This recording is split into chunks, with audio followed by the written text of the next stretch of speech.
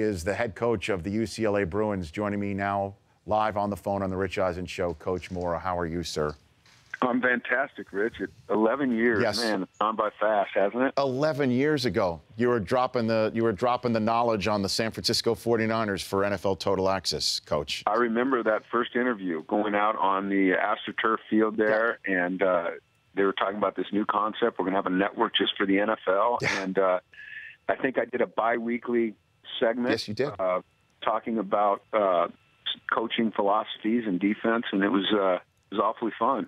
And then, of course, I got to spend 2 years working with you up there. Well, not working with you, but I was just a peon. But at least it let me. That is not true. You did spend 2 great years working with us and also being a colleague. And one of the most incredible interviews that we've had on the air in the 11 years is when you sat down with Michael Vick when he came back and was sitting there as a Philadelphia Eagles quarterback. And you were talking about the old days, and he was talking about how he was a changed man. That was some riveting interviewing, Coach. That was incredible. That was interesting for me on a number of levels. First of all, I had never really conducted an interview. I'd been interviewed, and I'd been on panels and things like that, but I'd never had to structure a question to somebody else. That's right. So that was new, but it was the first time that I'd seen Mike since I had left Atlanta, and he'd gone through the struggles that he'd gone through, and so it was pretty emotional. And it was a fantastic day, though, and we reconnected. And since then, we stayed in touch and kind of rekindled our relationship, which really had fallen on hard times. And it really kind of all started with being able to go do that interview for NFL Network. Yeah, it was cathartic in a way, because there was one story that you told, and he totally copped to it. He raised his hand and said, I was a different quarterback back then.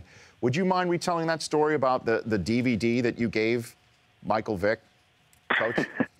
Well, we used to give Mike and all our players DVDs every week of the cut-ups, of different situations that they were going to face, in Mike's case, different defenses that he was going to see, with the belief that they'd take them home and on their own time they'd study them. And, Mike just admitted to me that he just threw them in the back of his car.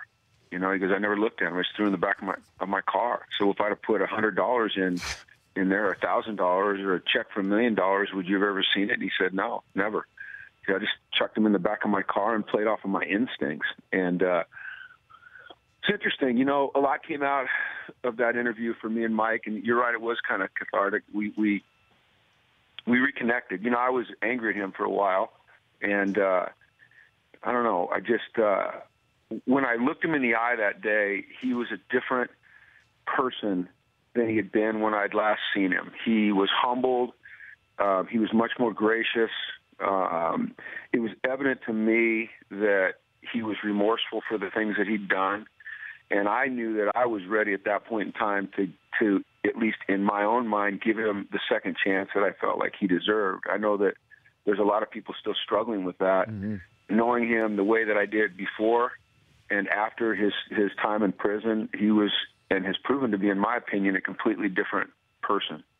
Jim Mora, the head coach of the UCLA Bruins, joining me here 11 years to the day after he joined me on the first edition of NFL Total Access as the defensive coordinator of the San Francisco 49ers. How is coaching in college different from your NFL experience?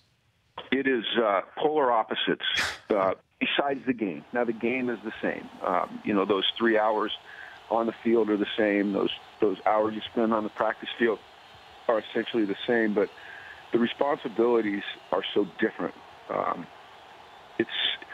You're responsible for a younger athlete, a younger person at this age. They haven't yet matured into the men that they're going to become, and so you have a hand in that. And it's more than just about winning and losing on a Sunday. Now it's about winning and losing on a Saturday, but it's also about helping them develop socially. It's about making sure that they're making strides to get their degree and earn a great education. It's about helping them become the young men that their parents dreamed that they'd be. It's about helping them network, knowing that the huge majority of them will not ever play professional football. They all come in with that dream, but I know what the reality is. And so in a general way, you have to make sure that you push them to other passions while still trying to stoke that fire of being a great football player. And for me, Rich, it's been extremely rewarding at this point in my life. I absolutely love it. And your dad comes to the games, right? My dad does not come to the games anymore. No? He stopped coming about a month ago. It was just getting hard on him. You know my dad as well as anybody, and he's so passionate, and he becomes so invested, and he takes losses so hard. And I think it was hard for him to separate the fact that he should just be enjoying his son's enjoyment of what he's doing, what I'm doing, with, the fact that it's hard for him to see us lose or win or not play well and win. And it's interesting. I mean, he'd come to our games and he'd be on the field for a little while, and then he'd be in the stands for a little while, and then he'd go get in his car and he's driving around for a little while, and it just became kind of unbearable. So what he does now is he tapes the games, doesn't watch them, doesn't listen to them, finds out what the result is, and then goes back and watches it. He's just very invested, and that's my dad's personality. He's an intense man, and I respect it. Well, I know that, and being around him and Vermeil the last 11 years, just hearing them say that they knew it was time to retire, that when the thrill of winning and the high of winning didn't come anywhere near the amount of emotional capital than the disaster and the low of losing, that it was so tough.